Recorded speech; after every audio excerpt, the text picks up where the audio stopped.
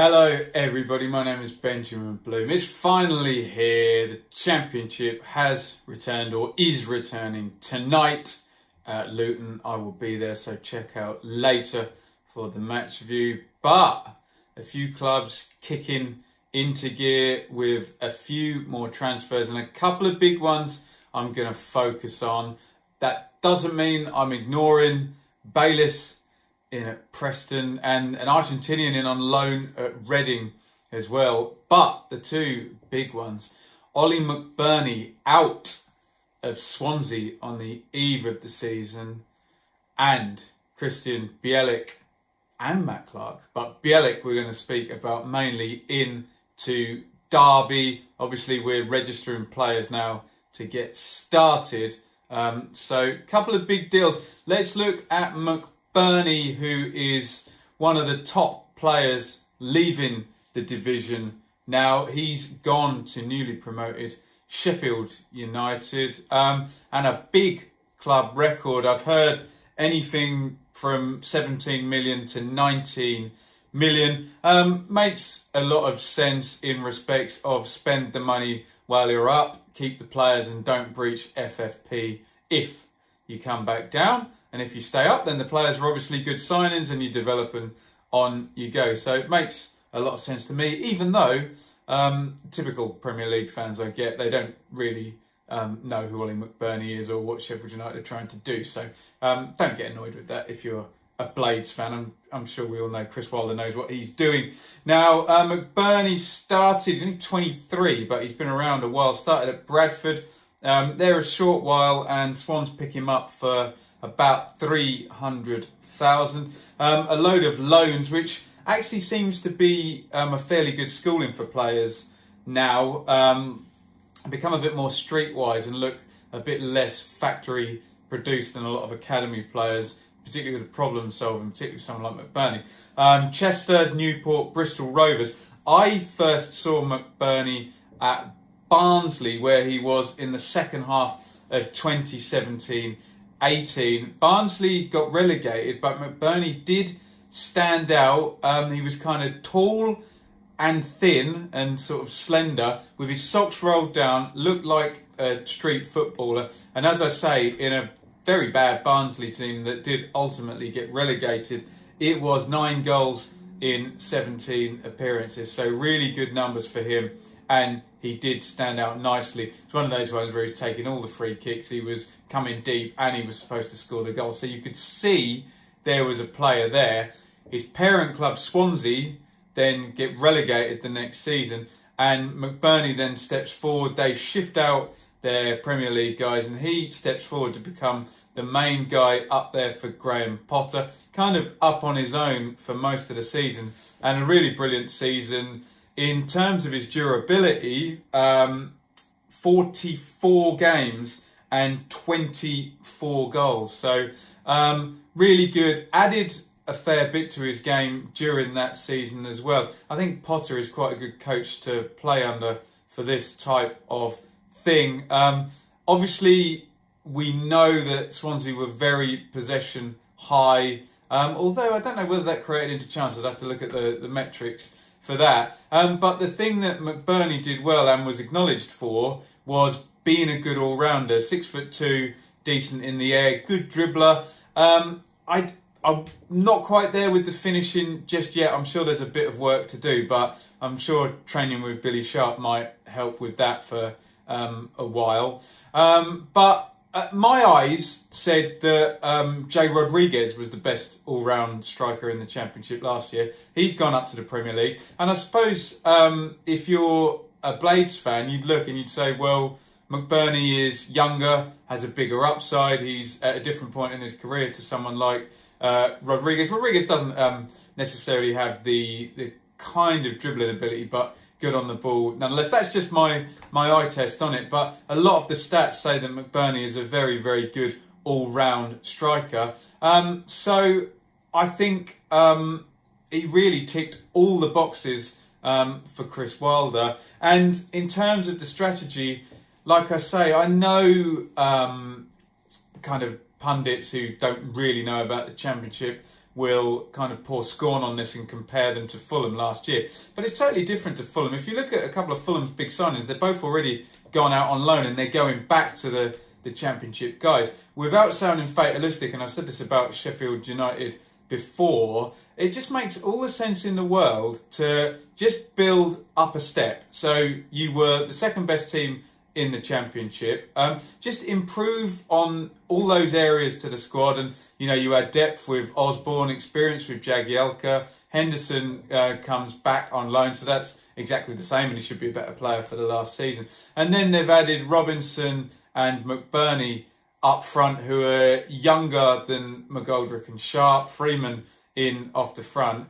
We're listing off Championship players, but they're improving their squad and improving on what they've got. And as I said earlier, if they stay up, they'll cash another cheque for 100 million quid from the TV partners of the Premier League. And if they go down, they'll have done all their spending with no threat of FFP. They'll frankly have a ridiculously good by Championship standards squad. Won't need to sign anybody. Shouldn't be under too much pressure to sell because they'll have done all the business and they won't overspend. And then in theory, you keep Chris Wilder, you go back up, you cash another cheque for 100 million, and then you push on a little bit. Progress can evolve this way. So I'm all for this signing. It's young.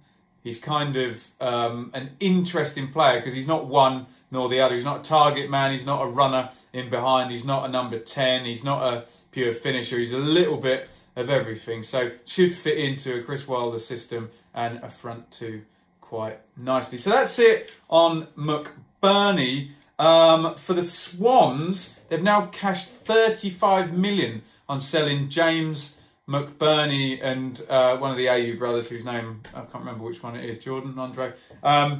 They've bought in Peterson today, so I guess that was all stacked up once McBurnie went through. But you would now start to worry that they have cashed their chips in. Okay, for the financial well-being of the club, this is a lot better now because we know there was trouble. Looks like your Bonnies and your AUs have gone, but they've had to cash in on James and McBurnie, their best young assets. So that would be a worry, and I keep saying Steve Cooper is going to have to just try and persist, use what Potter had done last season and move forward with that. So be interesting to see whether Swansea will do any business before next Thursday, now that this other big chunk of money has come in. Don't know whether they will. We shall see. We shall see. So Christian Bielik as well today to Derby County. I was bemoaning only, when did I record? Yesterday in my live stream. What have Derby brought in? What has Koku brought in? I say they've waited to the last minute. They play on Monday night, so this would be the equivalent of someone playing on Saturday, signing a couple of days ago. 21 years old, Bielik from Arsenal, a Polish, either a centre-half or a defensive central midfielder.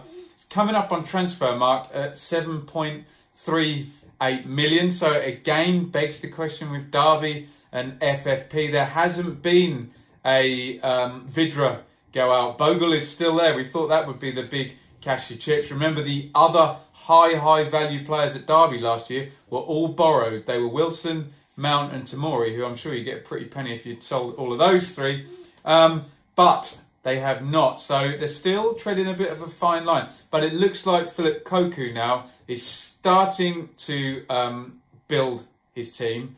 And finally, they seem to be getting away from that Steve McLaren, Paul Clement, Nigel Pearson, God, there were loads of them, where it just seemed they would sign expensive, older, proven Championship players, and that had all mounted up. A few of them have gone out, and in comes Bielik here, loaned from Arsenal to Birmingham, Walsall and Charlton last season, where I saw him play in the playoff final. 34 games, stand out in that team with Bauer and Aribo. And a real key to what Lee Bowyer could do in terms of tactical flexibility, in that you've got a centre-half who can become a centre midfielder. So without making a substitute, and I think what they would do is flip from three at the back and then stick an extra man in midfield for whatever means they had. So you're either getting a good ball-playing centre-half or a very defensively sound centre midfield.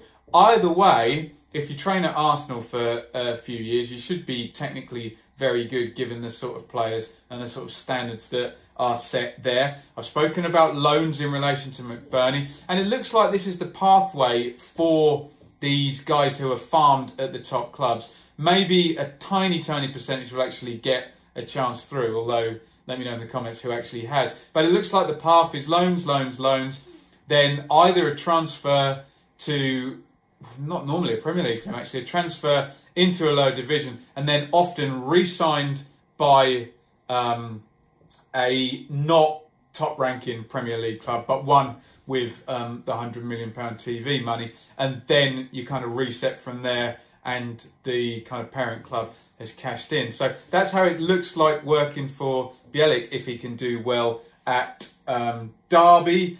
They've also brought in Matt Clark, so the old head of Richard Keogh, who you assume is going to play for Derby forever, has now got two possible partners there, depending on how Koku wants to use Bielik. But I like what there is the possible basis of here at Derby. Just look down their squad list. Bogle 19, Bielik 21, Dowell on loan obviously 21, Lowe after his loan at Aberdeen 22, Clark also on loan 22, and then you've got Marriott and Holmes 24, Bennett 23. So they've reset that a little bit, you know, that balance of, you know, when it's Huddleston, Bryson, Forsyth, Carson, Davis, Nugent, you know, all of that. Like, they've reset that balance a fair amount. We'll still see what Koku's able to do with what he has at his disposal. This is not the Derby of years past. Obviously, they did the trick with the stadium and the lease back, so that'll only massage a couple of years of FFP figures. So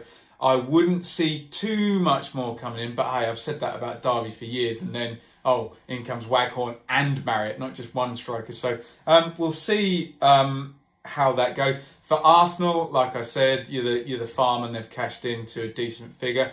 If he's good, he'll end up back in the Premier League with a 20th to 8th team, and then if he's good there, he'll be signed back into the top. That's the path. He's only 21, so interesting stuff there. For Derby, like I said, all depends on how Koku gets the pattern of play going, and how he elects to use him, whether this is a centre-half, a centre midfielder, or if it's a clever way how Lee Bowyer used him, where frankly I don't know what Koku's going to play until I see Derby start on Monday.